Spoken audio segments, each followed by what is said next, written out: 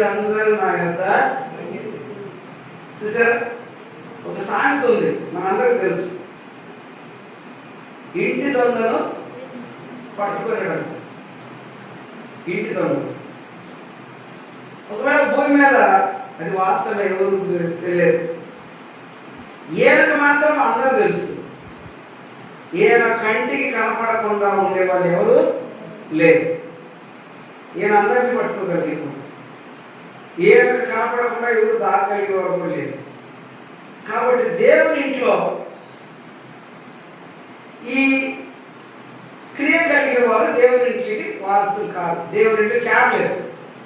గుర్తుపెట్టుకోండి, ఏ క్రియ కలిగిన వారు దేవుని యొక్క పితరుల నాటి నుంచి ఈ రోజు దాకా దేవుని యొక్క దొంగలు వస్తున్నారంటే ఎలా తర్వాత అయితే విన్నారా? ఇక్కడ అందరూ దేవుని నమ్ముకున్నవారు, దేవుని కలిగి ఉన్నవారు, నేను ప్రభువుని చాలా కాలం నుంచి నమ్ముకున్నవారు. జాగ్రత్తగా వినండి. అయితే మీరు ఏమన్నాడు? దేవుని ఎంత దొంగతనం చేస్తున్నారు. అర్థమైందా? తర్వాత దేని విషయంలో దేవుని యొక్క దొంగిలించమని మీరు అందరూ 10వ భాగమును ప్రతిష్టాపనను ఈ యొక్క దొంగిలించింది. ఇక్కడ దేవుని ప్రజలు ఎలాంటి కొరతలు ఉన్నారు, ఎలాంటి కొరతలు ఉన్నారు అర్థమవుతుందా? మనం మామూలుగా అంటుంటారు అప్పుడప్పుడు, దొంగలకు దేవుని రాజ్యంలో అవకాశము లేదు. మరి ఇప్పుడు ఇంటి దొంగలు ఎవరు? ఇంటి దొంగలు ఎవరు? దేవుని ఇంట్లో దొంగలంటే ఎవరు? దేవుని నమ్ముకున్నామని చెప్పారు చూడు, దేవుని నమ్ముకున్నామని చెప్పే మనమే. మరి దొంగతనం కలిగి ఉండి దేవుని దగ్గరికి వెళ్తామా? దొంగలంగా ఉండి వాక్యం చెప్తుంది ఖచ్చితంగా, మీరు నా యొద్ద దొంగలు తిరి, మీరు నా యొద్ద దొంగలు తిరి. ఏ విషయంలో దొంగిలామంటే 10వ భాగము ప్రతిష్టార్పణ నా సన్నిధికి తీసుకురాక మీరందరు నా యొద్ద దొంగిలిన కారణం చేత. ఆ తర్వాత ఏమన్నా చూడండి, ఈ జనులందరూ నా యొద్ద దొంగిలించుటై ఉన్నారు, మీరు శాపగ్రస్తులై ఉన్నారు. కాబట్టి త్వరగా దొంగతనాన్ని మానుకుందాం. ఇప్పుడే మనం ప్రమాణం చేశాం కదా, అయ్యా నీ ఎదుటి నేను పాపం చేయకుండానట్లు నీ వాక్యం నా హృదయంలో ఉంచుకొని అన్నాం కదా, అందరం పలికాం కదా. మరి ఆయన వాక్యం మనలో ఉన్నప్పుడు ఇక మనం పాపం చేయం కదా. మరి ఆయన వాక్యం మనలో ఉన్నప్పుడు మరి దొంగతనం చేస్తామా? దొంగతనం చేస్తామా? దొంగతనాలు బయట కాదు, ఎక్కడ చేస్తున్నాము? దేవుని ఇంట్లో, దేవుని వద్ద, దేవుడిచ్చిన దానిలో మనం ఏం చేయాలంట? నిజంగా మనము దేవునికి లోబడ్డవారమైతే, శాపాన్ని తప్పించుకోవాలంటే దేవుని ఆజ్ఞ నెరవేర్చవలసి ఉంది. వింటున్నారా? దేవుని ఆజ్ఞ నెరవేర్చవలసి ఉంది. ఎవరు? దేవుణ్ణి నమ్ముకున్నవారు, దేవుని నమ్ముకున్నవారు. ఈరోజు మరి మనందరం ఎవరిమి? మనందరం ఎవరిమి? నమ్ముకున్నామా అమ్ముకున్నామా? నమ్ముకున్నాం కదా. మరి ఈ రోజు నుంచి మనందరం దొంగతనం మానుకోవాలి. దొంగతనం మానుకొని దేవుని చిత్త ప్రకారంగా శాపం నుంచి మనం విడిపింపడాలంటే దేవుడు మనకిస్తున్న సమస్తంలో మనం దేవుని సన్నిధిలో చెల్లించాల్సిందే. చెల్లించలేదా బదనాయం ఏమి లేదు, నువ్వు నష్టపోతావు. వాక్యం చెప్తుంది, మీరు ఇక శాపగ్రస్తులైతే. ఒక మాట చూడండి, గలతీలకు రాసిన పత్రిక, గలతీ 6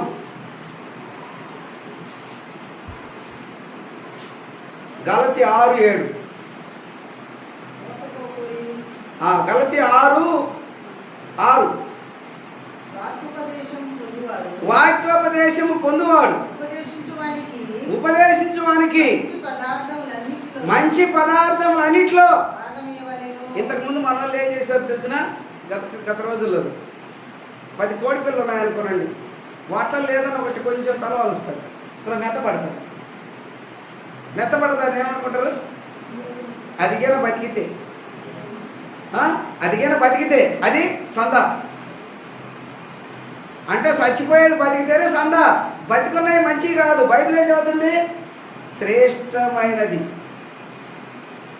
నీ ఇంట్లో శ్రేష్టమైనది ఏదైతే ఉందో అది 10వ భాగముగాను ప్రతిష్టార్పణముగాను నువ్వు దేవుని ఇంట్లో అప్పగించాలి. నువ్వు వాక్యోపదేశం పొందుతున్నావు కనుక. దాని గురించి కొరింథీయులు ఏమంటాడంటే చాలా అద్భుతంగా చెప్పాడు. కొరింథీయులకు రాసిన పత్రికలో తీయండి, 2 కొరింథీయులకు రాసిన పత్రిక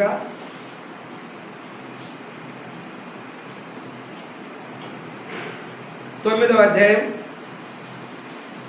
6వ వచనం. అంటే 5 నుంచి బాగుంటుంది. కావున లోగడ ఇచ్చిదమని మీరు చెప్పిన ధర్మము పిసినితనముగాను. అంటే దీని అర్థం ఏం తెలిసిన?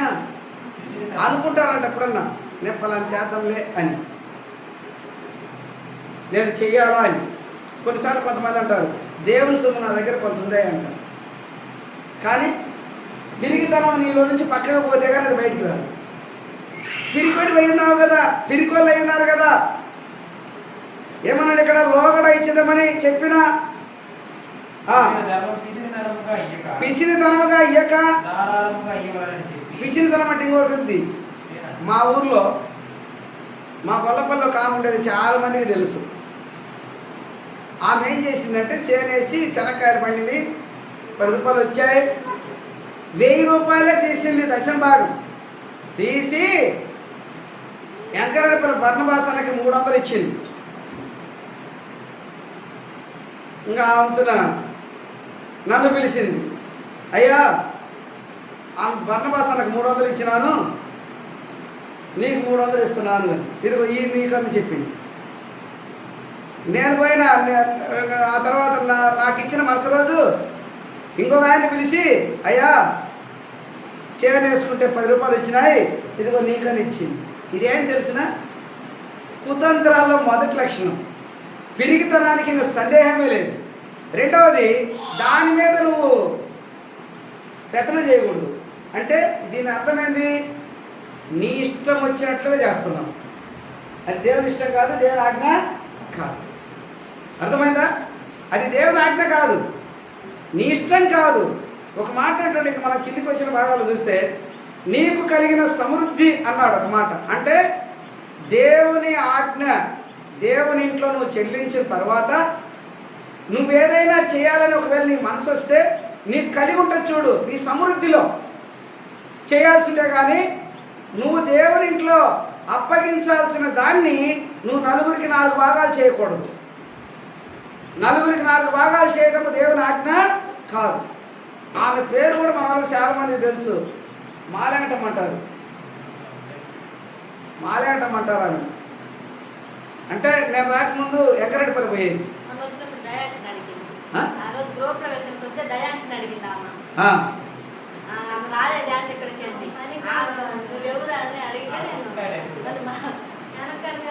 ఆమె బిడ్డ మీ దగ్గరకు వచ్చింది. బిడ్డ శనకొండమ్మ.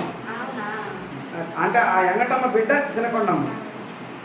దయపల్లి బాగా తెలుసులేము. అంటే అర్థమవుతుందా? ఇలాగ కొంతమంది ఉన్నారు.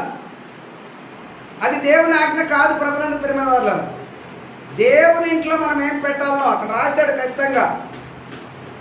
10వ భాగమును ప్రతిష్టార్పణమును నువ్వు ఇయ్యక శాపము కలిగి ఉన్నావు. దేవుని నమ్ముకున్నామని చెప్పి జీవించే మన జీవితాల్లో ఆ శాపం మనకు అవసరమా? దేవుడు శాపం నుంచి విడిపించడానికి వచ్చాడు కదా, ఇంకా మనం శాపం కలిగి ఉంటే మంచిదా? ఒకసారి ఆలోచన చేయండి. తర్వాత మనం చూసుకున్న మాట ఏమంటాడంటే, ఇది ఎన్నో మాట? దొంగతనం ఎన్నో మాట? మూడో మాటలు ఉన్నాం. ఈ దొంగతనంలో నుంచి ఇంక ఇవన్నీ వస్తాయి. అయితే ఇక్కడ కొరింథీయులు చెప్పిన మాటలు చూడండి. 6వ వచనము, కొంచెముగా ఇత్తువాడు కొంచెముగా పంట కోయును, సమృద్ధిగా విత్తువాడు సమృద్ధిగా పంట వస్తాడు. మన హృదయాన్ని బట్టి, మన హృదయ తీర్మానాన్ని బట్టి, మనం చేసే పనిని బట్టి దేవుడు తప్పకుండా మరలా మనము చేసిన దానికి ఇంకా మించి మనం చేసిన దానికంటే ఇంకా మించి దేవుడు ఇవ్వడానికి సమర్థుడు, శక్తివంతుడు. అయితే మనం ఏం చేస్తున్నాం? పిరికోలకు ప్రకటనలో ఉంది, 21వ అధ్యాయం 8వ వచనంలో ఉంటుంది పిరికోల సంగతి గురించి.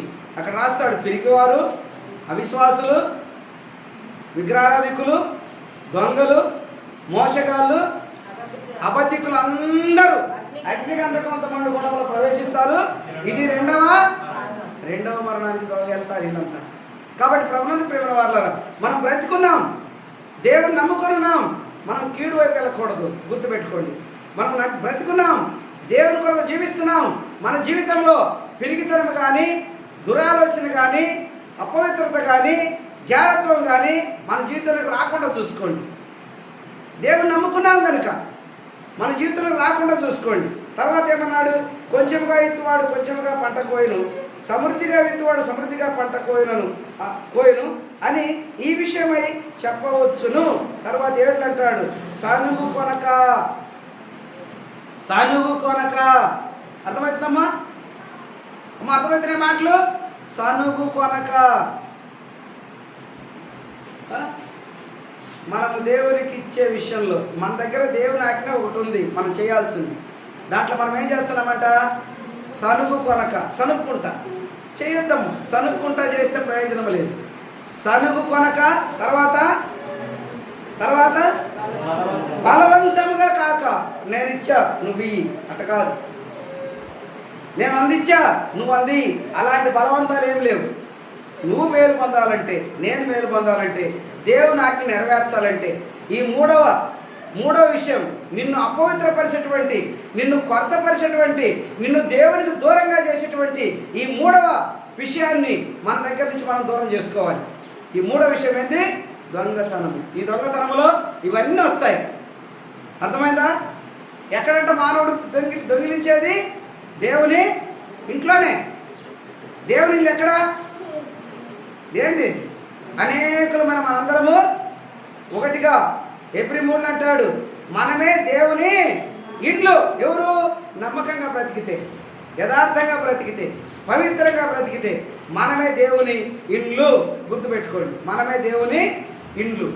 కాబట్టి ప్రభునందు ప్రేమ వాళ్ళగా ఈ విషయంలో ప్రతి ఒక్కరు కూడా బహు జాగ్రత్తగా కొనసాగాలని ప్రభుత్వం మనవి చేస్తున్నాం. బలవంతంగా కాక ప్రతివాడు తన హృదయంలో నిశ్చయించుకున్న ప్రకారము ఇయ్యవలను. దేవుడు ఉత్సాహంగా ఇచ్చువారిని ప్రేమించును. అన్నిటి యందు ఎల్లప్పుడూ మీలో మీరు సర్వ సమృద్ధి గలవారై ఉత్తమమైన ప్రతి కార్యము చేయుటకు దేవుడు మీ ఎడల సమస్త విధముల కృపను విస్తరింపజేయునుగాక. విన్నారా మాటలు? కాబట్టి మనం చదువుకున్నటువంటి 3వ మాటలో ఉన్నటువంటి విషయాలు అవన్నీ అర్థమవుతున్నాయా? అర్థమైన మాటలు శుభులక వినపడుతున్నాయి మాటలు? ఇంకా ఎవరికంటే పరిపూర్ణంగా నిద్రలో ప్రవేశించింది వచ్చిన గనక మాటలు వస్తున్నాయా? మీరు జాగ్రత్తగా తలలో అలసిపోకండి. శిరమనక మాటలు వస్తున్నాయా దగ్గరికి? మైక్లో ఉన్నాయి కదా, వినపడుతున్నాయా? అమ్మంగా ఎవరైనా నిద్రపోయారు ఉన్నారా? కనుగొరుకారు ఉన్నారా? వినపడుతున్నాయని మాటలు వినపడ్డాయా? ఇప్పుడు ఎన్నో మాట ఇది? 3వ మాట. మొత్తం ఎన్ని ఉన్నాయి? 13 మాటలు ఉన్నాయి. ఒకసారి 2021లోనేమో కాన్ఫరెన్స్ స్టార్ట్ అయింది 20 కదా. ఆ 21లో 13 రోజులు చెప్పాను ఈ వాక్యం. ఆ 13 మాటలకు 13 రోజులు వాక్యం చెప్తే అప్పుడు కొంతమంది లైన్లోకి వచ్చారు కదా. 22లో 20లో స్టార్ట్ అయింది, 21లో ఈ వాక్యం చెప్పా, 22లో బాప్తిసం జరిగింది. ఈ విషయాలు జాగ్రత్త గుర్తించాలి. ఎన్ని మాటలు? 3వ మాట. ఇప్పుడు 4 చూడండి. నరహత్య. నరహత్య అంటే ఎలా ఉంటుంది? ఈరోజు ఆపరేషన్లు కలిగి ఉన్నారు చూడండి. దేవుని యొక్క మాట పరిపూర్ణంగా తీసివేయడం అంట. నీ సంతానాన్ని నేను విస్తరింపజేసినానన్నాడు, చేస్తానన్నాడు, చేశాడు. ఆ రోజుల్లో లేవు ఆపరేషన్లు, హత్యలు. ఈ రోజుల్లో ఆపరేషన్లు హత్యలు ఉన్నాయి. అంటే ఈ నరహత్య అనేది ఎక్కడి నుంచి స్టార్ట్ అయిందంటే అవ్వాదాంకాల నుంచే స్టార్ట్ అయింది. ఎందుకంటే మనకి యోహాను సువార్త 8:44 చదవడం అర్థమైంది. యోహాను సువార్త 8:44 ఏమని తెలిసిన, మీరు మీ తండ్రి యొక్క అపవాది సంబంధులు, మీరు వాని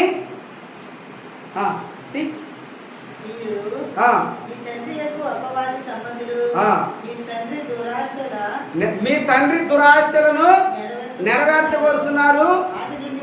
ఆది నుండి వాడు అంటే అర్థమైందా? ఆది నుండి వాడు నరహంతకుడు. ఆదిలో అవ్వాదాములను ఆత్మానుసారంగా చంపి శరీరానుసారంగా బ్రతికింపజేసింది ఎవరు? ఎవరు? సాతాను. అందుకే ప్రభు చెప్తున్నాడు ఇక్కడ, వాడు నరహంతకుడు. అంటే గమనించండి, వాడు నరహంతకుడు. మొదటి సావు అక్కడ జరిగింది. దేవునికి దూరం అయిపోయారు. అర్థమైందా? దేవునికి దూరం అయిపోయారు, గుర్తుపెట్టుకోండి. కనుక ప్రభునందు ప్రియమైన వారులారా, వాడు నరహంతకుడు, వాని యందు సత్యము లేదు. వాడు మాట్లాడినప్పుడు వాడి స్వభావమును అనుసరించి మాట్లాడతాడంటే వాడి మీదకి ఏ ఇబ్బంది లేకుండా మాట్లాడతాడు. ఈరోజు కూడా చాలామంది తప్పు జరిగినా కూడా తన మీదకి రాకుండా మాట్లాడేవాళ్ళు చాలామంది ఉంటారు. అలాంటిది కాదు దేవుని పిల్లల యొక్క ప్రత్యేకత. నిజ జీవితం అలాంటిది కాదు, గుర్తుపెట్టుకోండి. అర్థమవుతుందమ్మా? కాబట్టి 3వ మాట మనము దాటి 4వ మాటలోకి వచ్చాము కదా. 4వ మాట ఏంది? 4వ మాట ఏంది? నరహత్య. హత్యలు ఈనాడు భూమి మీద బహుగా జరుగుతున్నాయి. అవి హత్యలు, ఇవి హత్యలు. ఈ హత్యకు ఆరంభం ఏంటంటే తెలిసిన, హత్యకు ఆరంభం ఏంటంటే తెలిసిన, హత్యకు ఆరంభం ఏంటంటే కోపమే. హత్యకు స్టార్టింగ్ కోపమే. హత్యకు స్టార్టింగ్ కోపమే. అందుకు రాస్తాడు యాకోబు 1:19-21 లోపల ఉంటుంది, నరుని కోపము దేవుని నీతిని నెరవేర్చదు అని. నరుని కోపము దేవుని నీతిని నెరవేర్చదు. ఆ రోజు దేవుని నీతిని పోగొట్టుకున్న మన అవ్వాదాములు, మన పితరులు, అలాగనే దేవుని నీతిని నెరవేర్చక తిరగబడి ఎదురుగా కోపముతో తమ్ముని చంపిన కయ్యను కనపడతాడు. దేవుని నీతి కాదు కదా, చంపేది నీతి కాదు కదా, బ్రతికించేది నీతి కదా, చంపేది నీతి కాదు. కాబట్టి నరహత్య. అర్థమవుతుందా? నరహత్య. ఎందుకంటే సంతానం లేనప్పుడు ప్రార్థన చేసిన కాలంలో దేవుడు కొంతమంది సంతానం ఇస్తాడు. సంతానము ఇచ్చిన తర్వాత చాలామంది ఆపరేషన్ లేకుండా ప్రార్థన ద్వారానే దేవుడు ఆపిన కాలాలు కూడా కొన్ని ఉన్నాయి. అర్థమవుతుందా? హత్య అంటే నరహత్య. వారు నరహత్య చేయమని డాక్టర్ దగ్గరికి వెళ్తారు. అంటే ఇంకా సంతానము వద్దు అని. కొంతమంది నెలలైన తర్వాత కూడా నెలలు 2, 3 ఇట్ట అలా కూడా కొంతమంది హత్య చేయించేటువంటి వారు చాలామంది ఉన్నారు. అంటే మనం పేపర్లో ఫోన్లో చూస్తుంటాం. కాబట్టి ప్రభునందు ప్రియమైన వాళ్ళారా, ఈరోజు మనం గమనిస్తే దేవుని పిల్లలలో ఇలాంటి హత్యలు ఉంటే నరహంతకులు దేవుని రాజ్యానికి వారసులు కాదు. ఒకవేళ నేను దేవుని నమ్ముకున్నాను అని నువ్వు ఒకవేళ ఆలోచన కలిగి ఉంటే దానికి సంబంధించినటువంటి లక్షణాలు ఉండకూడదు. హత్యకు సంబంధించిన లక్షణం మొదటిది కోపమే. కోపము దేవుని నీతిని నెరవేర్చదు. దేవుని నీతిని నెరవేర్చని వారు, దేవుని చిత్తాన్ని జరిగించని వారు పరలోకంలో చేరతారా? చేరరు కదా. మరి ఇన్ని మనము ఏం చేస్తున్నాం? ఒక కోపాన్ని కలిగి ఉంటే, ఒక పిరిగితనాన్ని కలిగి ఉంటే, ఒక దురాలోచన కలిగి ఉంటే చాలు, మన హృదయం ఏమైతే అపవిత్రమైపోద్ది. అప్పుడు మనం ఏమవుతాము? దేవునికి దూరం అయిపోతాం. ఇక మనం దేవుని చూసేదేడా, దేవుని దగ్గర చేరేదేడా? ఇప్పుడైనా ఏమైనా దురాలోచన ఒకటి, జారత్వం ఒకటి, దొంగతనం ఒకటి, నరహత్యకులు ఒకటి, తర్వాత వ్యభిచారం. 2 రకాలు ఉన్నాయి. ఒకటి భూమి మీద భార్య భర్తకు, భర్త భార్యకు మోసం చేసేటువంటి వ్యభిచారం ఒకటైతే యాకోబు పత్రిక 4లో ఉంది. లోకమును ప్రేమించు. వ్యభిచారులారా, ఈ లోక స్నేహము దేవునితో వైరమని మీరు ఎదుగరా. అర్థమవుతుందా? ఈ లోక స్నేహం దేనికి సాదృశ్యం అంట? ఈ లోక స్నేహం అంటే ఏంది? వ్యభిచారానికి. అర్థమైందా? ఇంకా ఇవి లోకానుసారంగా మనకు కనపడుతున్నాయి. అస్సలు ఉంది చూడండి. మిమ్మల్ని సృష్టించిన వాడు మీకు భర్త అయి ఉండగా, కాబట్టి ఆత్మీయ భర్తను మనం ఎంతమందిని గుర్తించాం? ఆత్మీయ భర్తను మనం ఎంతమందిని గుర్తించాం? మన సృష్టికర్త అయిన దేవుడు మనకు ఏమైనాడంటే ఆధ్యాత్మికంగా భర్త. ఆయన పెళ్లి కుమారుడు వచ్చినప్పుడు భూమి మీద పెళ్లి కుమార్తెగా ఆయన క్రీస్తు దేహంలో నువ్వు ఒక అవయవముగా ఆయన ఎదురు నిలబడాలా. పెళ్లి కుమార్తె రూపంలో సంఘం ఆయన ఎదురు నిలబడ్డప్పుడు ఆ సంఘంలో నీవు నేను అవయవాలము. గుర్తుపెట్టుకోండి, ఎవరమంట? అవయవాలము. ఈ విషయాన్ని మర్చిపోవద్దు. తర్వాత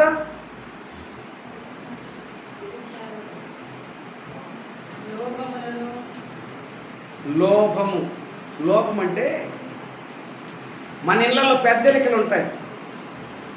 ఇప్పుడు బిల్డింగులు అయినాక చాలా ఇళ్లలో ఉండవు, ఎందుకంటే వాకిలు వేసి పెడతారు, కిటికీలు పనిచేస్తారు.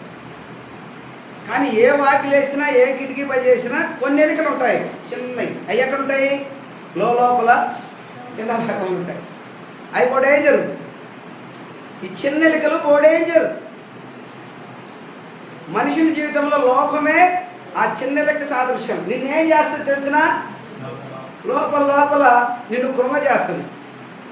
లోబి సామెతలో ఉంది, లోబి తన ఇంటి వారిని బాధ పెట్టునని ఉంది. మనం ఒక సంఘంగా కూడిన తర్వాత సంఘంలో నువ్వు ఉంటావు. ఎట్టుంటావు తెలిసిన? క్రియ లేకుండా బ్రతుకుతావు.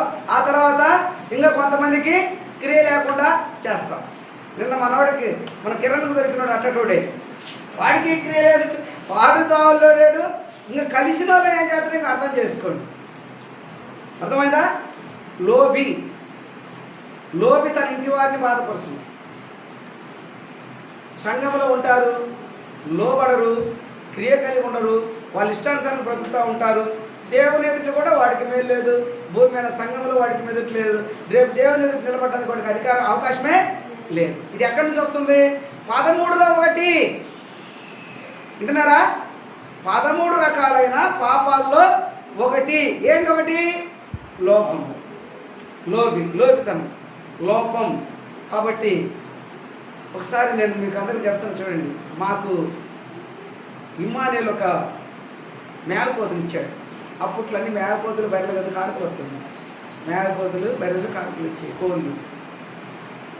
ఇమ్మానుయేల్ ఒక మేకపోతులు ఇస్తే నాకు తెలియదు కదా, మనం ఎవరికి మాత్రమే తెలుసు. దానికంటే సొక్కు ఉందంట. సొక్కు ఉందంట. అంటే సొక్కు ఉంటే దాన్ని ఏమంటారు? దాన్ని కొనుక్కోవడానికి తట్టు, పులక. ఏదన్నా ఒక గొర్రెకు కానీ మేకపోతుకు కానీ మేకకు కానీ సొక్కు ఉంటే దానికి తట్ట పర్వాలేదా?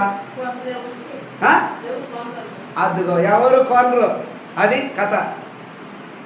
ఆయనకు ముందు తెలుసు లేదు, మనకు తెలియదు. కానీ చిన్నపిల్లలు తీసుకొచ్చి మన దగ్గర ఇచ్చాడు. సరే ఉంది. ఈ ఊర్లో ఒక ఆయన ఉన్నాడు. అన్నా దానికి సొక్కుండా అది దాని కూర కూడా ఎవరు తినరు అన్నాడు. దాని కూర కూడా ఎవరు తినరు సొక్కుందని తెలిస్తే, సరే నువ్వు చెబితే ఏదన్నా నీకు కాబట్టి ఏదైనా 10 రూపాయలు ఇస్తాను. ఇక నాకు అయోమయం అయిపోయిన పరిస్థితి అందులో ఉందని. తర్వాత రంగం వచ్చి 1600కు 12,000కు తీసుకుపోయిండు. ఇతడేంది 500 అటు ఇటు తీసుకోవాలండి. 2000 3000కు రంగాలు తీసుకుపోయిండు. అంటే ఎందుకని అంత ఇది అంటే దానికి ఒక లోపం ఉంది. దాన్ని అందరూ ప్రేమించరు. ఈ లోపం అనేది ఎవరి దగ్గర ఉంటుందో వారిని కూడా రేపు దేవుడు అంగీకరించే విషయాలు అట్నే ఉంటారు. ఆమె అన్నది చూడండి, ఆ ఎవరు అందరికీ పట్టే లోపము కలిగిన వారిని దేవుని సన్నిధిలో ఎంత మాత్రం వీలు పడదు. సరే, ఇప్పుడు మనం ఎన్ని 5 చదివినా 6 వచనాలు చదివాం, 6 మాటలు చదివామా? 13లో ఎన్ని చూడండి? దురాలోచన 6. సరే, ఇంకా ఇప్పుడు ఈ భాగము ఈ భాగాన్ని మనం పూర్తి చేస్తున్నాం. దేవుడు తన కృప చేత రెండో భాగంగా చాలా విషయాలు మనకు తెలియపరిచాడు. చక్కపడండి.